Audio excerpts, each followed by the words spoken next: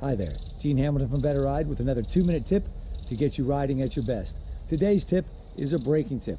We're going to learn how to use that front brake today. And I know some of you may be scared of the front brake. Many of you probably know that the front brake is anywhere from 70 to 90% of your stopping power.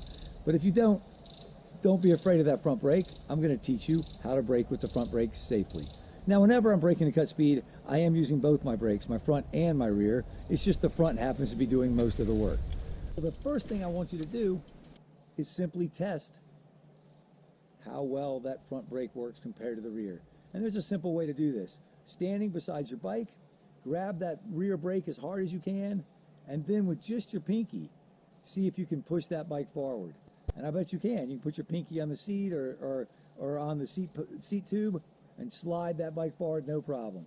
Now I want you to switch sides on your bike, grab that front brake as hard as you can, and then using all your might, put your hand on the back of that seat or on the seat tube and try to shove that bike forward. Can't be done. The bike's locked up. That's because the brakes are on our bike, not on our body. So when we apply the brakes, our 30-pound bike wants to slow down, but my 190-pound body, it wants to keep going. And that brings us to point number 2.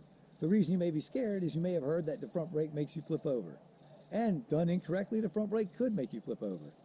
And what happens to anyone who's flipped over using the front brake is they did not allow their body to slow down at the same speed that their bike was slowing down. As the bike slowed down, their body kept going, and that threw them over the bars. So what we need to do when we're using our front brake is brace ourselves. We can push against our handlebars by kind of dropping our hands. We can lower our weight just so we're not as big an object, as tall an object falling forward. And we can lower our heels a bit so we can push against those pedal spindles, and we can brace ourselves. And the harder we brake, the harder we need to brace ourselves. But as long as we brace ourselves and we don't let our weight go forward, we can use that front brake and brake very effectively. So what you want to do is find a mellow hill. Hop on your bike, lower that seat, get in good descending body position, coast down that hill at a very slow speed if you're new to this, and gently apply that front brake to come to a stop. And when I say gently, I mean ease on that front brake. And once you do that once and you start feeling a little more comfortable, you can slowly start to increase how quickly you apply that front brake, and you can also increase your speed. Now, once you've started to do this at a typical riding pace, you're going to start feeling more and more comfortable. You're going to say, wow, I was going at a nice riding pace, front brake only, I was able to shut down. So that's how we do it.